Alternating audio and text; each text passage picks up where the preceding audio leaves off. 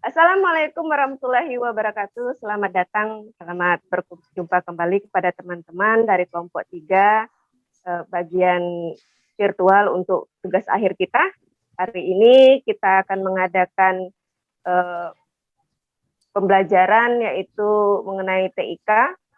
Nanti hasil dari Zoom kita hari ini itu akan kita terapkan kepada sekolah imbas. Jadi nantinya kita akan mengadakan pengimbasan kepada sekolah-sekolah yang siap untuk menerima program sekolah penggerak. Hari ini materi kita adalah, kalau boleh tahu apa Pak Darpo? Asesmen, Bu. Asesmen ya Pak ya. Materinya hari ini tentang asesmen. Tentang asesmen yang akan disampaikan oleh Pak Darpo dan teman-teman yang lain juga akan menanggapi, termasuk saya juga akan menanggapi. Saya sendiri sebagai moderator, Pak Darpo sebagai pemateri, dan teman-teman juga sebagai penanggap dari kegiatan ini. Kami persilakan kepada Pak Darpo. Terima kasih pada Bapak Ibu peserta in-house training.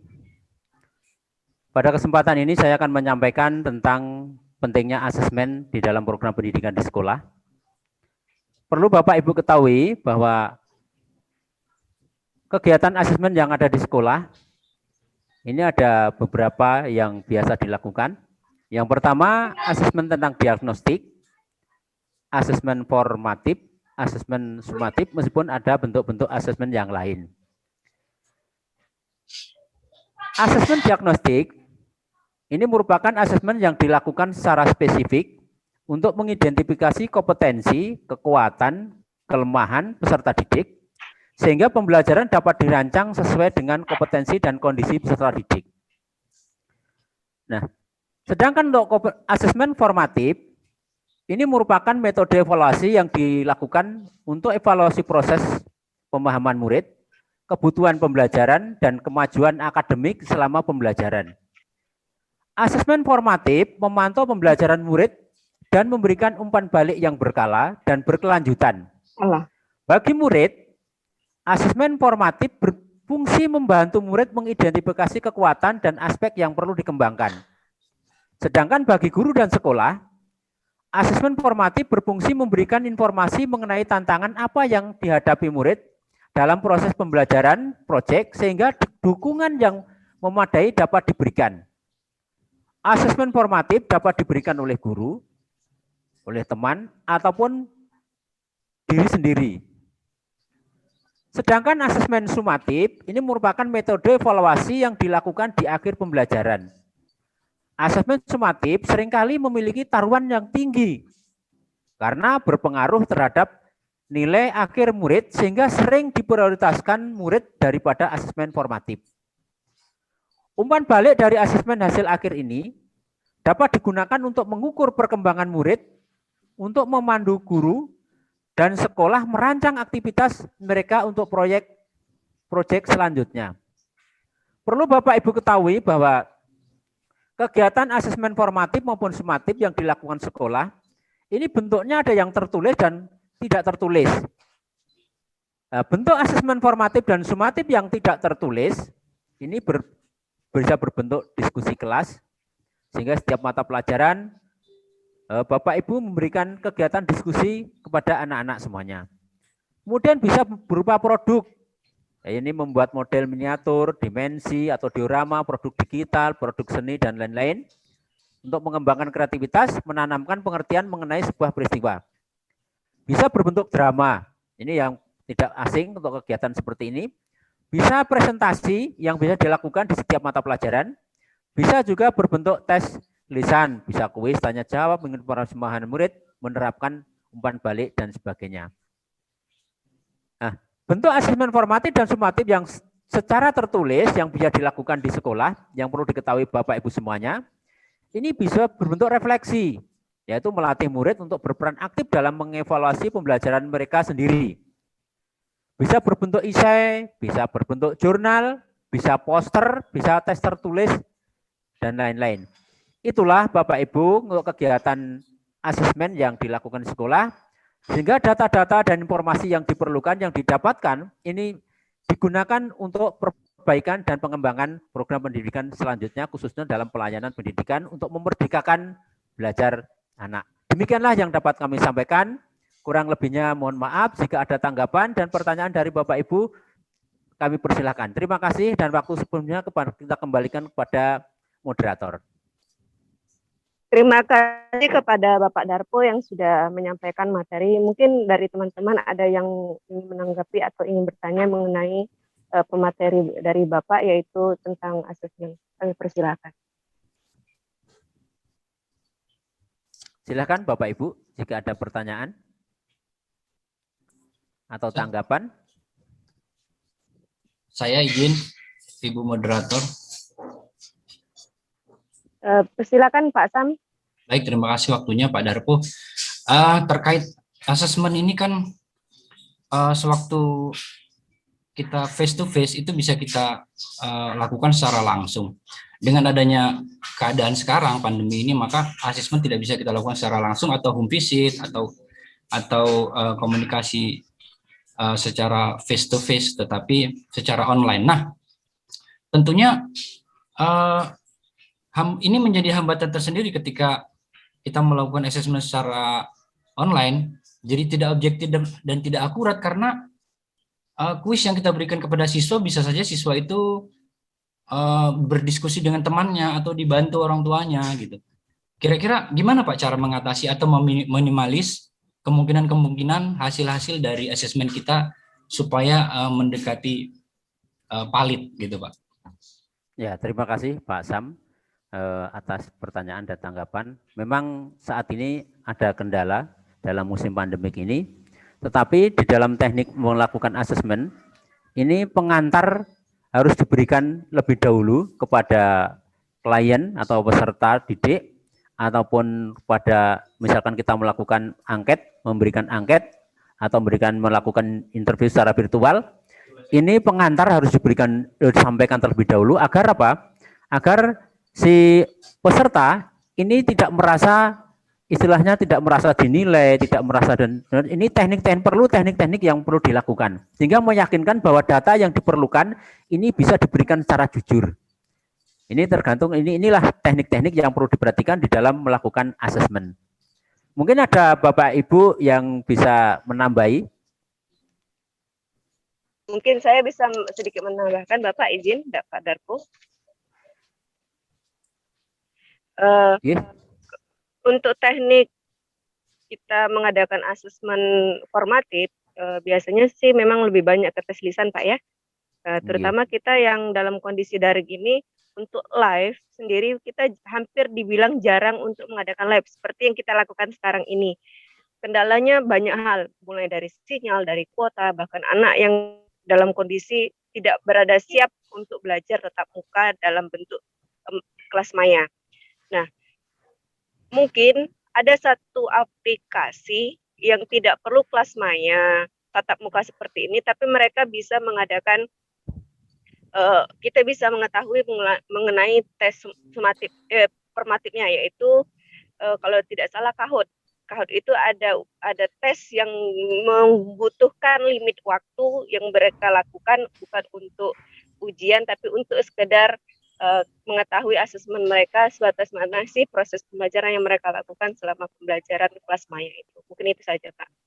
Terima kasih. Terima kasih atas tambahan penjelasan dari Ibu Rizky. Mungkin Bapak Ibu istilah yang lain silahkan, mungkin ada tanggapan. Izin Pak. Silahkan Ibu. Iya. Mungkin saya ingin kejelasan saja. Tadi kan ada jenis asesmen yang dapat dilakukan di sekolah seperti itu ya. Jadi yang pertama itu asesmen diagnostik, kemudian yang kedua asesmen formatif, kemudian asesmen sumatif. Sebenarnya apa sih perbedaan antara ketiga asesmen ini, Pak? Kalau diagnostik itu kan tadi secara spesifik itu dilakukan untuk mengidentifikasi kompetensi.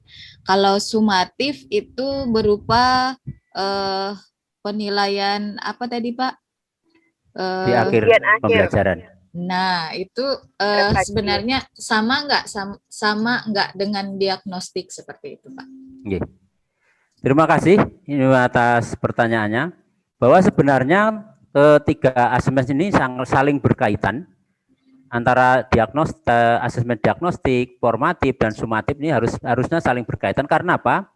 Karena data yang diperoleh di dalam asesmen diagnostik ini digunakan untuk mengetahui kelebihan dan kekurangan minat kekurangan dalam pembelajaran, kemudian minat dan sebagainya, sehingga digunakan sebagai acuan untuk melakukan pengembangan kurikulum terutama di dalam sekolah penggerak. Sehingga implikasinya apa? Implikasinya ini di dalam melakukan asesmen formatif dan sumatif ini digunakan sebagai bahan untuk diadopsi, diimplikasikan melalui kegiatan-kegiatan pembelajaran. Sehingga data yang diperoleh dalam asesmen diagnostik ini digunakan untuk perbaikan terutama berkaitan dengan kondisi siswa kita, data-data awal untuk siswa. Kemudian implikasinya adalah digunakan juga untuk pembelajaran melalui asesmen formatif dan sumatif. Sehingga kalau di formatif ini kegiatan asesmen yang dilakukan untuk perbaikan dalam proses belajar mengajar. Kemudian dilakukan asesmen sumatif itu mengetahui dan untuk mengukur bagaimana penguasaan anak di akhir pembelajaran, sehingga saling keterkaitan. Itu mungkin ada yang bisa menambahkan? Saya tambahkan sedikit, Pak. Oke, silakan Pak. Secara sistematis untuk asesmen formatif dan sumatif, kalau itu pertama dari segi waktu pelaksanaan ya. Kalau formatif itu saat proses pembelajaran, sedangkan sumatif itu di akhir pembelajaran. Kalau formatif bertujuan untuk mengetahui perkembangan penguasaan peserta didik yang sedang dipelajarin, kalau sumatif bertujuan untuk mengetahui pencapaian belajar peserta didik dari pembelajaran yang sudah berakhir. Kemudian formatif hasilnya digunakan untuk memperbaiki proses pembelajaran unit, sedangkan sumatif hasilnya merupakan bukti mengenai apa yang dikuasai oleh peserta didik. Nah, perbedaan terakhir, hasil penilaian formatif tidak dipakai dalam menentukan nilai raport, sedangkan hasil sumatif digunakan untuk menentukan nilai raport. Demikian, Pak. Ya, terima kasih. Berarti dalam ini izin Pak Darbo, berarti ya, dalam pelaksanaannya ini setiap 1 tahun atau di awal pelajaran seperti itu, Pak? Pelaksanaan atau setiap pembelajarannya? Oke. Asesmen formatif dan sumatif ini bisa dilakukan per tatap muka pelajaran, bisa per minggu, bisa per bulan, bisa per semester, dan bisa per tahun, Bu. Ini jadi tergantung, misalkan per tatap muka ini untuk memperbaiki proses pembelajaran yang dilakukan oleh guru. Per semester juga untuk evaluasi apakah program pelayanan terhadap peserta didik maksimal atau tidak. Per tahun adalah sekaligus untuk perbaikan dan pengembangan program kurikulum operasional untuk sekolah penggerak. Sedikit menambahkan, Bapak izin. Silakan. Ya, Bu. Mungkin diagnosis itu kita kalau pribadi guru kita itu hanya sebagai untuk mengetahui tingkat pengetahuan yang sudah diperoleh ketika mereka di SMP atau di SD. Atau ketika kita ngajar kelas 12, ketika mereka belajar di kelas 11 dan di kelas 10, apa saja yang sudah mereka peroleh. Jadi kita hanya melanjutkan materi berikutnya sesuai dengan kemampuan anak. Nah, diagnosis ini kalau di sekolah saya itu biasanya dilakukan pada awal pembelajaran, itu dilakukan oleh guru BK. Mulai dari mengetahui tingkat IQ, minat, bakat, itu untuk menentukan tindak lanjut pada pembelajaran capaian sekolah. Nah, yang sangat disayangkan itu kita kadang guru tidak tahu, guru mata pelajaran, anak yang hobi di seni siapa, hobi yang di matematika siapa. Karena kalau kita menyamaratakan anak tanpa diagnosis itu, kita akan membuat anak menjadi teraniaya. Ada beberapa anak yang tidak bisa bernyanyi, kita paksa untuk bernyanyi seperti itu. Mungkin itu gunanya diagnosis untuk menghindari penganiayaan terhadap anak, karena mereka tidak bisa harus 100% menjadi anak yang sempurna dengan segala potensinya. Mungkin itu saja, Pak. Terima kasih.